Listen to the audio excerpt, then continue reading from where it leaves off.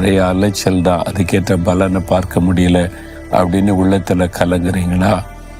மகளுடைய காரியம், மகனுடைய காரியமா அலைச்சல் தான். அலைந்து கொண்டே இருக்கிறோம், பேசிக்கொண்டே இருக்கிறோம், ஒன்றும் நடக்க மாட்டேங்குது.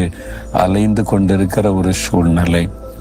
என்ன காரியம் முடியும்னு பார்த்தா முடிய மாட்டேங்குது, ஒரே பிரச்சனை தொடர்ந்துக்கிட்டே இருக்குது. அலைச்சலாக்கு நீ கலங்குறீங்களா? ஆண்டு சொல்றாரு, நீ இனி அலைந்து திரிவதில்லை.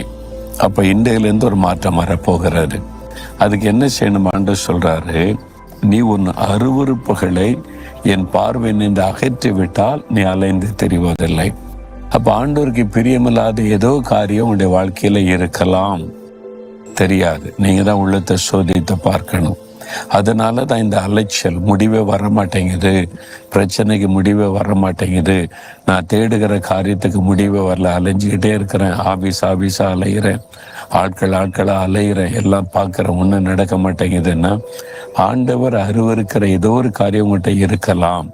ஏதோ ஒரு பாவம், ஏதோ ஒரு மீறுதல், ஏதோ ஒரு ஆண்டவரை துக்கப்படுத்துகிற காரியம். உள்ளத்தை சோதித்து பாருங்க, உங்களுடைய குடும்பத்தின் காரியங்களை ஆராய்ந்து பாருங்க, அதை மாற்றுங்க. அதை அப்புறப்படுத்தின உடனே அலைச்சல் இல்லாதபடி காரியத்தை உடனே ஆண்டவர் வாய்க்க பண்ணுவார். இன்றைக்கு வாய்க்க பண்ணுவார். உங்களுக்காக அந்த காரியத்தில் அற்புதம் செய்வார்.